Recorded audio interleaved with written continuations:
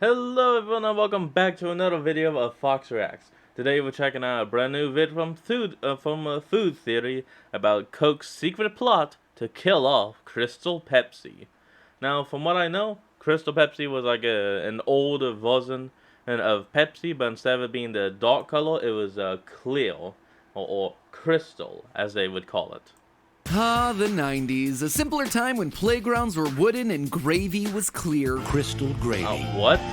You've never seen a gravy like this. In all seriousness, the gravy wasn't clear, but the Pepsi was. As part of a consumer push for healthier products, the clear craze took off in a big way. Clear soap, clear Game Boys, and of course, clear Pepsi. Crystal Pepsi, to be exact. A soda that looked pure like water. A product that would go down in history as one of the most famous failed products of all time. Down there right at the bottom alongside Virtual Boy and Google Glass. But was it actually Pepsi's fault? See, there's a sinister tale behind the disappearance of this clear soda. A story of intentional sabotage by Coca-Cola. A kamikaze mission designed to assassinate the biggest competitor. It's a story that sounds too crazy to make up. A mystery that is 30 years in the making that we are gonna solve today. Did Coca-Cola intentionally sabotage their own products in an effort to take down Crystal Pepsi? We're gonna find out.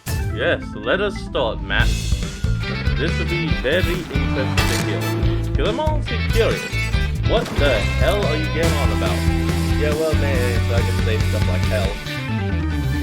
Yeah, what the hell are you on about, Internet? Matt? Welcome to Food Theory, the show that's less than 2 years old, but still fondly remembers the 90s. Based on the demographics watching the channel, I'm the only one. So old. Also, based on those same demographics, more of you should probably subscribe to the channel, since less than half of you watching right now have. Just saying, our content goes down smoother than crystal clear gravy. Anyway, I know what you're probably thinking. An episode dedicated to Crystal Pepsi in the year 2022 seems completely random, totally out of touch, but honestly, it's not. Earlier this year, Pepsi re-released a special edition of their iconic failure to celebrate its 30-year anniversary. 300 lucky people won a six-pack of this iconic failed cola. Regardless of the taste, though, the whole thing got me curious about the history of Crystal Pepsi. Like, what went wrong exactly? Were people just not interested in a clear soda, or was something else going on? Well, upon doing the research, I very quickly stumbled across an onslaught of viral headlines, Reddit posts, and Twitter threads all about how Coca-Cola had gone on a suicide mission to try and take down Crystal Pepsi. No joke, as the story goes, they set up one of their signature sodas tab to get an intentionally bad-tasting clear rebrand in order to taint the public perception of all clear beverages from that point forward, taking down not only Tab Clear, but Crystal Pepsi in the process. But that couldn't be true, right? Could self-sabotage like that have really worked? Or is this just a food myth that the internet's made into a fact? Today, we dig into the murky history behind Crystal Pepsi to see what actually tanked this product. Was the failure of Crystal Pepsi an inevitability, or was it actually the most brilliant 4D chess move a food company could have ever made? Now, as I mentioned in the cold open, clear things became a fad in the 90s because they were actually perceived as being healthier. Clear drink, pure content. It's an idea that on the surface seems absurd. After all, Crystal Pepsi has just as much sugar and calories as its brown counterparts. Not like this thing being clearer actually made it healthier, right? But you know, for as absurd as the idea might seem, the drink being clear so it must be more pure is actually kinda true in Crystal Pepsi's case. This is basically what Pepsi looks like when you don't add food coloring. The brown that we all associate with cola drinks, it's not the actual color. Look at the ingredients for Pepsi and you'll see that it includes caramel color. Ditto for Coca-Cola. And those chemicals aren't always harmless. Previously, Coke and Pepsi got their color from a chemical called 4-methyl-limidazole, which is, as of 2011, considered to be a carcinogen by the state of California. Since nothing is gonna kill your cells worse than, warning, this is known to cause cancer in the state of California, they decided to change the formula. So yeah, Crystal Pepsi, with its lack of food dyes, actually had fewer additives and was in fact a pure, healthier product. At least as healthy as a beverage can be when it's still packed with 69 grams of sugar. Nice. And they weren't the only ones to chase the clear trend either. Coors joined the clear drink fad with Zima, a clear beer that achieved the transparent look by running it through a charcoal filter. Unfortunately, the process that removed the color also removed most of the flavor. As culture writer Chuck Klosterman put it, Zima was, quote, the opposite of an acquired taste. Not to be outdone, Miller brought the world Miller Clear Beer, which unsurprisingly also wound up to be a big flop. But while the world clearly wasn't ready for clear, tasteless beer, they eagerly seemed to lap up Crystal Pepsi. Pepsi invested $40 million in marketing, introducing the world to the clear cola in the iconic Super Bowl ad featuring Van Halen, which might just be the most 90s thing that you watch all week.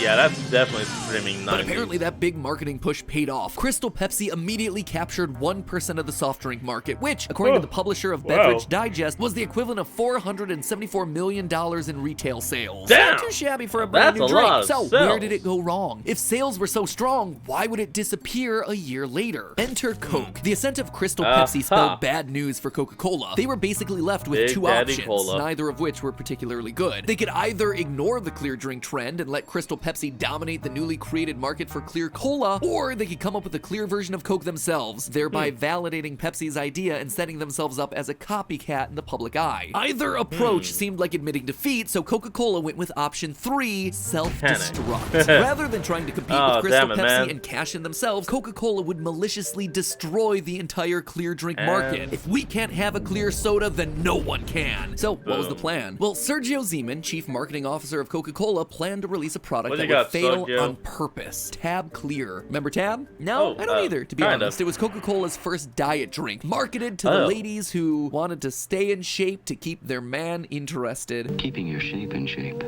has its rewards. Enjoy Tab and be a mind sticker. Casual sexism, the best way to sell your food product. Anyway, Tab was popular during the 60s and 70s, but by the 90s it was on its way out. Okay, we're back. And here was the evil genius of Coca-Cola's plan to destroy Pepsi. Rather than try to create a strong competitor to Crystal Pepsi, They made a weak competitor? You know, I'm just gonna let this load for a bit and we'll be back in a moment. And we're back.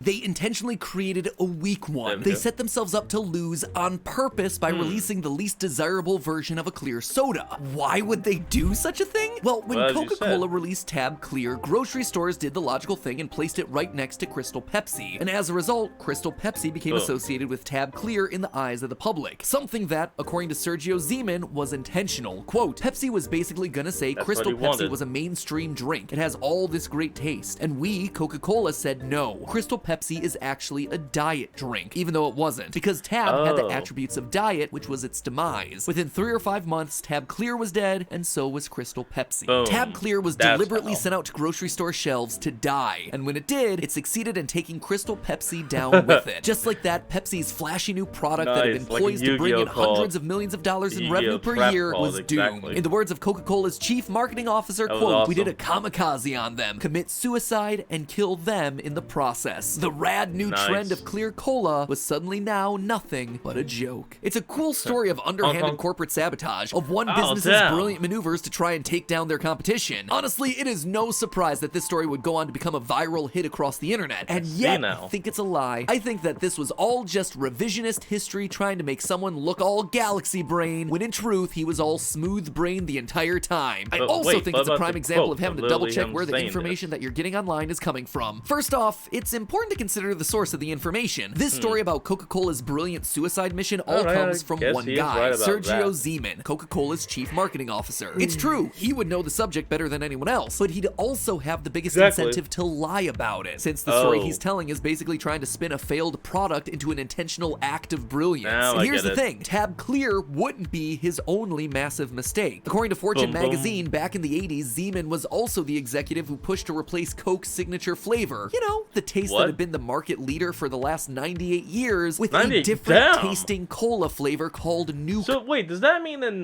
like 2024 Coca-Cola will be officially 100 years old? Damn.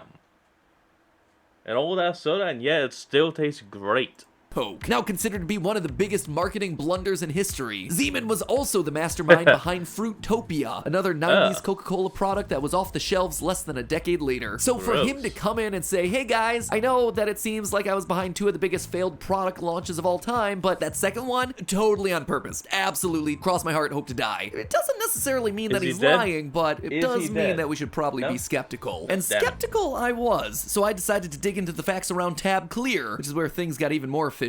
For example, consider the basic timeline. Pepsi spent $40 million marketing Crystal Pepsi in 1993, but it's impossible for Tab Clear to have been developed as a reaction to the sudden popularity of the drink, considering Tab Clear first released in the US in December of 1992. Another part of Zeman's story that seems suspicious is the idea that he got the public to associate Crystal Pepsi with bad-tasting diet drinks by putting Tab next to it, when Diet Crystal Pepsi was, in fact, a very real thing that was offered right alongside regular Crystal Pepsi in the same ads. So clearly Pepsi themselves didn't think that having a clear Diet Cola sitting next to Crystal Pepsi on the shelf would taint the brand. Why would the completely unrelated Tab do it instead? Here's another part of the Zeman story that doesn't add up. The entire reason that Tab Clear was sent out to store shelves was so it could be placed next to Crystal Pepsi, right? But Tab Clear was released in Japan in March of 1993, a country where Crystal Pepsi had no presence. It makes no sense if you believe that Tab Clear was sent out to sabotage Crystal Pepsi, but that move makes total sense if you believe the more obvious conclusion that Tab Clear was just another product trying to find an audience of people who would buy it. In fact, the more you look at the actual history behind Tab Clear, the more it looks like any other product rollout. For example, they initially released Tab Clear in 10 test markets before eventually going wide with it after a positive reception. If the entire purpose was to launch an intentionally bad product, why bother seeing whether people liked it? Why wouldn't you just immediately ship it out everywhere to torpedo your competitor?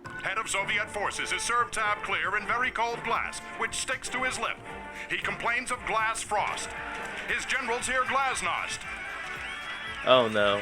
The Berlin Wall falls. Sorry, Tab Clear, you weren't responsible for the fall of the Berlin Wall, and you weren't responsible for the downfall of Crystal Pepsi. And hey, if the entire reason you existed was to bring down your competitor, why would you continue to pour more of your own marketing dollars into TV advertisements like that in 1994, well after Crystal Pepsi was in its decline? But you want to know the evidence point that really seals the deal? Look at it. The entire point of Tab Clear is that it's a clear beverage, but it was only sold in opaque aluminum cans. Surely, if the goal was for people to confuse Tab Clear with Crystal Pepsi, they would have at least bothered to make them look similar. I guess that's just the kind of marketing brilliance I'd expect from a guy who thought that new Coke was a good idea. So, if it wasn't Tab Clear, then what did it? What tanked Crystal Pepsi? Well, earlier I mentioned that analysts estimated Crystal Pepsi's potential annual revenue to be $474 million in retail sales. Sounds like a huge number. Nearly $500 million. But that estimate was also from March of 1993, when the product had only been out for several months and had just had itself a massive Super Bowl push. That turned out to be its best-selling months. Turns out Crystal Pepsi's market share declined to half of its previous levels by the end of 1993. People were willing to give the product a try, they just didn't like it and they didn't stick around. And you see, that's the real truth here. Yum Brands chairman David C. Novak is credited with introducing the Crystal Pepsi concept, and in an interview with Fast Company, he said this, quote, "I still think it's the best idea I ever had and the worst executed. People were saying we should stop and address some issues along the way, and they were right. It would have been nice if I'd made sure the product tasted good." End quote. You see, that's just it. It tasted bad. At best, it was passable, but also weird because it was clear. Watch any online review of Crystal Pepsi, and that's exactly the sentiment that you see. It tastes like Pepsi with an aftertaste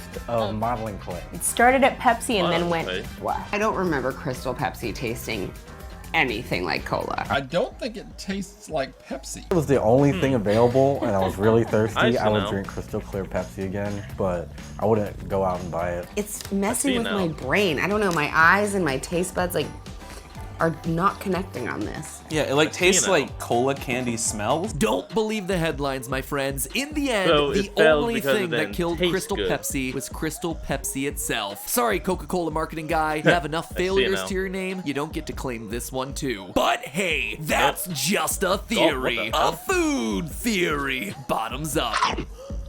And with that, that's where we're going to end off today's video. So, I want y'all to remember to like, comment, and subscribe for more. Down in the description will be a link to the original video, so remember to support the original creators and all they do. And I'll see all of you folks in the next video. Have a good one.